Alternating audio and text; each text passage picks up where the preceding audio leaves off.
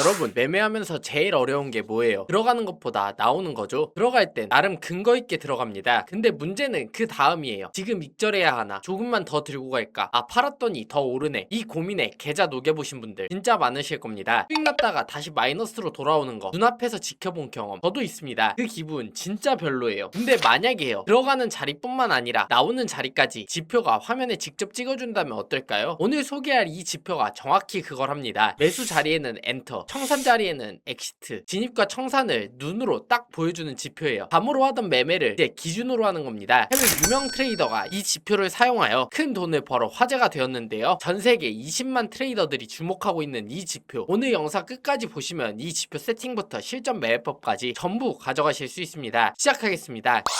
오늘의 주인공은 DSL 오실레이터입니다. 차트에 올리는 법은 간단한데요. 지표 검색창에 들어가서 DSL 오실레이터를 검색하고 추가해주시면 됩니다. 그럼 이게 대체 뭐하는 지표냐? 한마디로 시장의 추세 방향, 모멘텀, 그리고 반전 지점까지 한 번에 잡아주는 고급 분석 도구예요. 안을 뜯어보면 세 가지가 결합되어 있습니다. RSI, DSL, 그리고 제로레그 EMA. 여기서 DSL은 즉 응단 신호선이 핵심인데요. 이게 뭐냐면 일반 지표들은 과매수, 과매도 기준선을 딱 고정해 놓잖아요. 근데 DSL은 그 기준선을 시장 상황에 맞게 스스로 움직이는 적응형 선으로 바꿔놓은 겁니다. 그리고 제로레그 EMA를 써서 신호가 늦게 나오는 지연 현상까지 줄여놨어요. 쉽게 비유하자면 일반 지표가 무조건 24도 넘으면 덥다고 고정된 온도계라면 DSL은 계절에 따라 기준을 바꾸는 똑똑한 온도계예요. 지금 상황에서 과열인지를 판단해주는 거죠.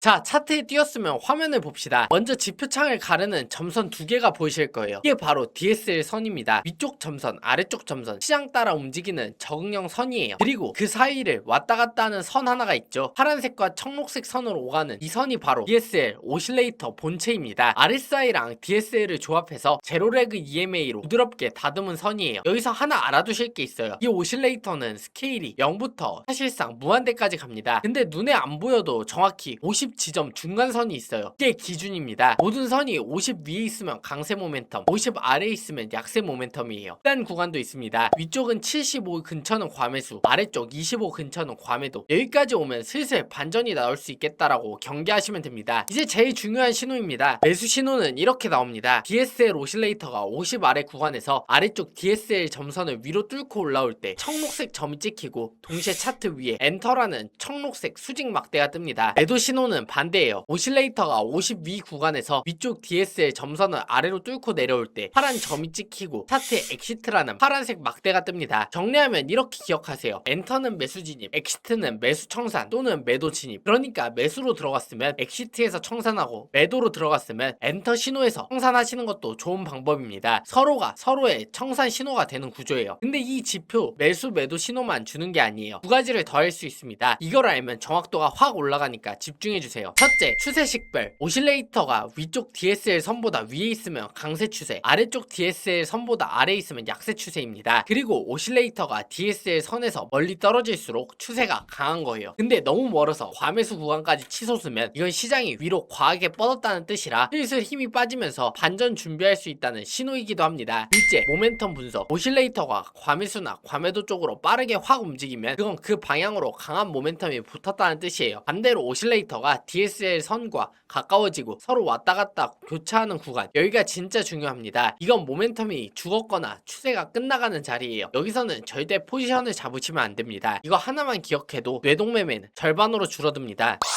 자, 근데 솔직히 말씀드릴게요. DSL 오실레이터 하나로는 부족합니다. 어떤 지표도 혼자로는 완벽할 수 없어요. 단독으로는 확인용, 보조용으로는 쓰기 좋은데 제대로 된 전략을 짜려면 짝꿍이 하나 필요합니다. 바로 같은 이름 계열의 DSL 트렌드 애널리시스 지표예요. 지표를 추가하면 화면에 밴드가 뜨는데요. 녹색 밴드가 빨간 밴드 위에 있고 가격이 위로 향하면 강세 추세, 빨간 밴드가 녹색 밴드 아래에 있고 가격이 내려가면 약세 추세입니다. 아주 직관적이죠. 이 둘을 합치면 트렌드 애널리스트로 큰 방향을 잡고 DSL 오실레이터로 정확한 타점을 찍는 겁니다. 큰 그림은 위성지도로, 정확한 위치는 GPS로, 방향 맞는 데서 타이밍까지 맞추면 효율이 확 달라집니다. 그리고 여기서 진짜 중요한 건 설정값이에요. 여러분이 거래하는 게 주식이냐 코인이냐 시간봉이 몇 분이냐에 따라 최저값이 전부 다릅니다. 제가 영상에서 모든 값을 다 읊어드리면 헷갈리니까 종목별, 시간봉별, 매매 스타일별 최적 설정값을 크립토 매거진에 전부 정리해두었습니다. 아래 고정 댓글 링크 타고 들어오셔서 본인 스타일 스타일에 맞는 설정값을 꼭 확인하고 적용해 보시기 바랍니다. 안 그러면 신호가 저랑 다르게 나올 수밖에 없습니다. 그리고 제가 자체 제작한 지표들을 배포하고 있는데요. 최근에 만든 파워 트레이딩 지표는 전 세계 유명한 지표 40개 이상을 하나에 담았습니다. 이거 하나면 매매가 훨씬 수월해져요. 링크에서 받아보시고 정보방에서는 시그널 타점이랑 종목 알림도 드리니까 들어오셔서 기회를 잡아가세요.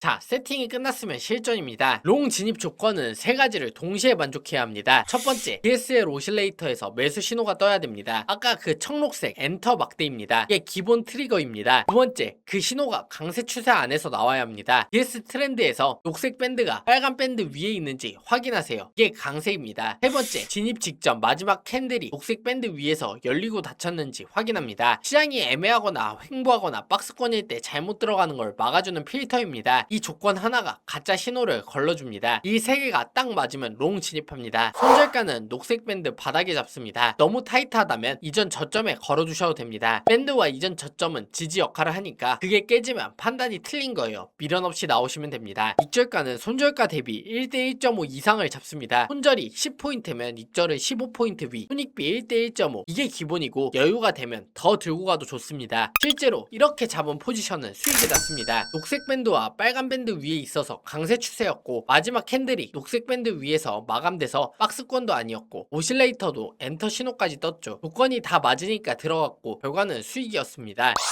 이번엔 반대로 숏 포지션을 알아보도록 하겠습니다. 매수는 엔터 신호에 들어갔다면 숏은 반대인 엑시트 신호에 진입합니다. 첫 번째, DSL 오실레이터에서 엑시트 매도 신호가 떠야 합니다. 두 번째, 약세 추세여야 합니다. DSL 트렌드에서 빨간 밴드가 녹색 밴드 아래에 있는지 확인하세요. 세 번째, 진입 직전 마지막 캔들이 빨간 밴드 아래에서 열리고 닫혔는지를 확인합니다. 박스권 필터이죠. 여기서 팁을 드리자면 추가 확인 신호를 같이 보면 더 강력해집니다. 예를 들어서 가격이 저항선에 이미 한번 거부 당하고 이중천장 같은 구조를 만들면 그게 하락 확신을 더해주는 근거가 돼요. 해 조건이 다 맞으면 숏 진입을 합니다. 손절가는 빨간 밴드 위쪽에 잡습니다. 이 저항이 위로 뚫리면 손절가는 빨간 밴드 위로 잡거나 너무 타이트하면 최근 고점에 잡으시면 됩니다. 이 저항이 뚫리면 하락 시나리오가 깨진 거니까 손절하셔야 합니다. 익절가는 마찬가지로 손절가 대비 1대 1.5 이상에서 익절하시면 됩니다. 실제로 이렇게 잡은 숏 포지션은 빠르게 익절 지점에 도달했습니다. 롱이든 숏이든 핵심은 똑같아요. 추세로 방향을 잡고 오실레이터로 신호 타이밍을 잡고 핸들로 박스권을 거르고 손익비 지키기 이게 전부입니다. 여기서 한 가지 더 팁을 드리자면 손익비를 잡을 때 손익비 계산이 어렵다면 엔터에서 진입하고 엑시트에서 매도하면 됩니다. 반대로 숏 포지션이라면 엑시트에서 진입하고 엔터에서 매도하시면 됩니다. 그러면 수익을 더 극대화할 수도 있습니다. 그렇게 한다면 추세가 강할 때 수익이 더 커질 수 있습니다.